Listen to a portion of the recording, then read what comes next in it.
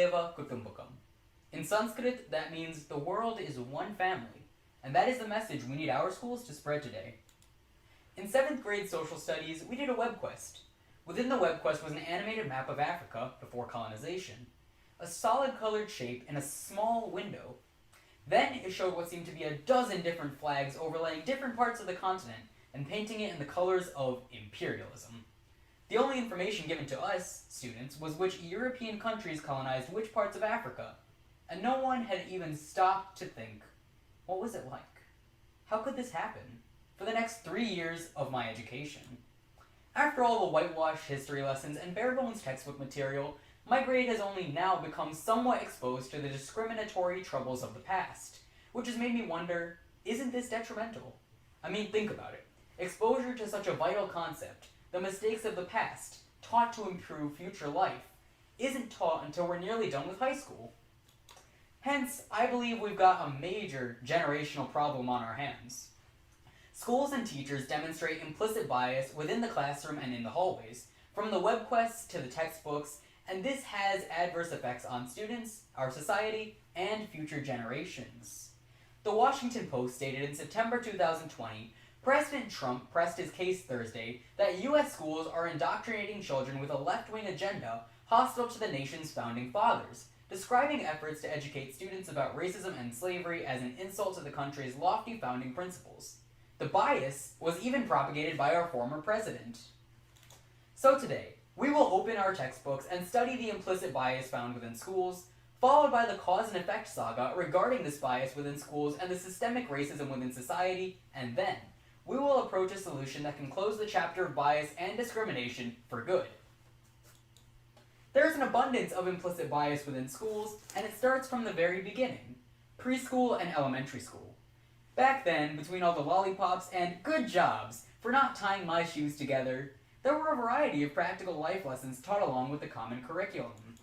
I'm sure you all remember DARE, Drug Abuse Resistance Education, right? And of course, we've got stranger danger. If an adult you don't know offers you candy, don't take it. What's interesting is that all of these practical life lessons almost seems like common sense to me. Not that they aren't important to learn, of course, but it almost begs the question, is something missing here? The answer is yes, something is missing here.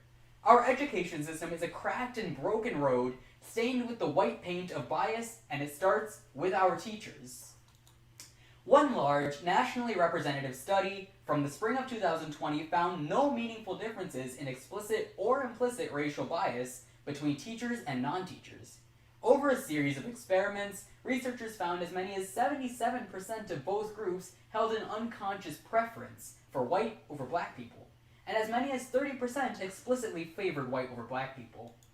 Additionally, a 2017 study from the New York University found that math teachers perceived their classes to be too difficult for Latino and black students, and English teachers perceived their classes to be too difficult for all non-white students. Teachers are the ones who construct these roads, known as our educations, but this construction is faulty. Unfortunately, the biases don't stop there. Rather, they are blatantly obvious within the curricula of schools.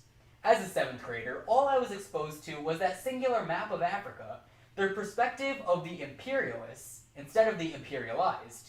And within schools, that is precisely the problem.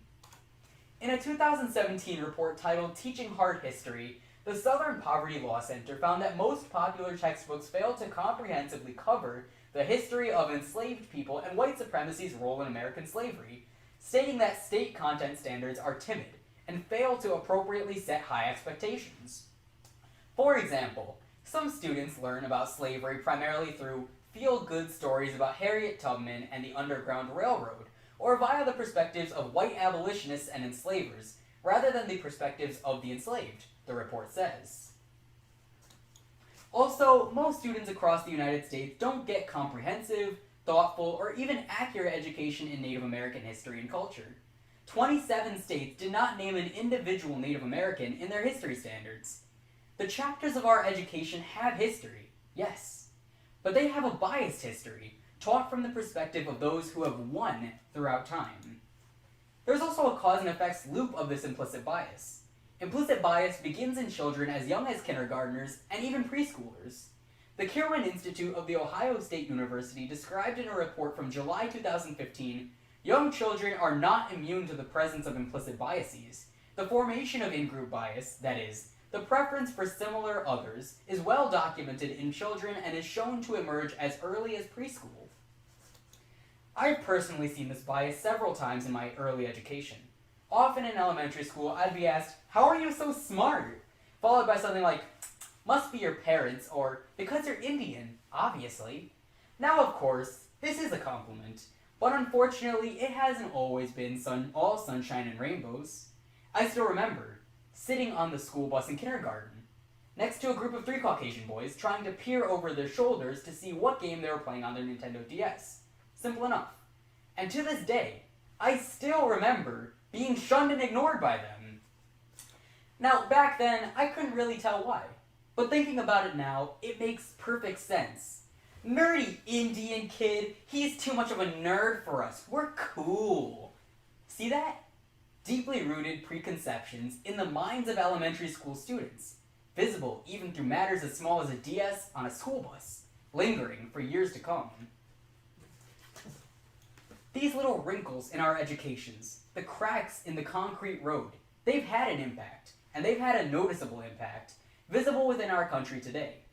Implicit bias spawns systemic racism, and systemic racism is just that, systemic.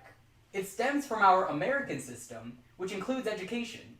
It allows for implicit bias to be present within everyday interactions in our schools and society. As of right now, with the implicit bias found within schools, systemic racism is allowed to greet our country with open arms, and we see it today, within families and within society, only allowing for more implicit bias to show up in schools. Now that you know the facts, our teachers are biased, our curricula are biased, students are succumbing to this bias, and it's having a chain reaction, it is time for the solution. Having anti-racist educations within schools from pre-K onward, that's the key. Especially the word anti-racist, which is very different from the status quo. See, as of right now, the implicit bias found within our schools is allowing systemic racism, but we must start by repairing our roads and saying, be an anti-racist, reform was due hundreds of years ago.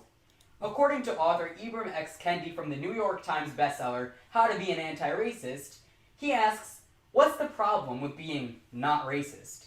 He then explains it is a claim that signifies neutrality. I am not a racist, but neither am I aggressively against racism. But there is no neutrality in the racism struggle. The opposite of racist is not racist, it is anti-racist. And hence, we must start repairing our roads and saying, be an anti-racist, by introducing this anti-racist education, instead of just brushing racism off as just another social issue.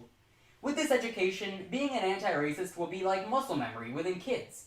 Muscle memory that is passed down from generation to generation, eventually reshaping this nation's image and social structure. Some may argue that they'd rather not expose children to such sensitive topics from early on. But to them, I say, your 8-year-old has a TikTok! The damage has been done, Karen! But really, teaching is effective. The same report from the Kirwan Institute mentions, as the likelihood of internalizing these biases increases with age and exposure, early intervention in a pre-K classroom can serve as an excellent strategy for both students to develop positive attitudes towards others both implicitly and explicitly. In contrast to former President Trump's ideas about a patriotic education that consists of hiding the dark parts of our history from our youth, anti-racism education seeks to unveil those dark parts, which is actually more patriotic. Think about it. Instead of being told just the good and being censored from the reality, future generations can be prouder Americans by accepting the truth, learning from it, and growing as a society. The real thing to be proud of as a true American is growth. And growth and learning is what this country needs more than ever before. Yes, we had DARE. We had stranger danger. But the time for reform is now upon us. One of the most important practical life lessons I can think of is the importance of being kind to one another and accepting people. Even kindergarten teachers agree with me there. But we must remember, actions speak louder than words. So actively respecting those who may not look like you is what counts, and it's what our country needs to learn. From now on, we ought to not just focus on the whitewashed, textbook versions of history from poorly animated web quests within schools. Rather, we must provide a more insightful and anti-racist education to students, starting from the formative years of preschool and continuing into high school. Today, we learned about the implicit bias found within schools and teachers, the cause and effect loop it has within society, and how anti-racism education will work towards solving the issues of implicit bias and systemic racism. So, now I leave you with one last concluding statement. What we encounter in school is what forms our thoughts, ideas, and beliefs, especially during those formative years. So I know we need this anti-racism education in America's schools, not just for our generation, but for the betterment of future life worldwide. Vasudeva Kutumbakam. Thank you.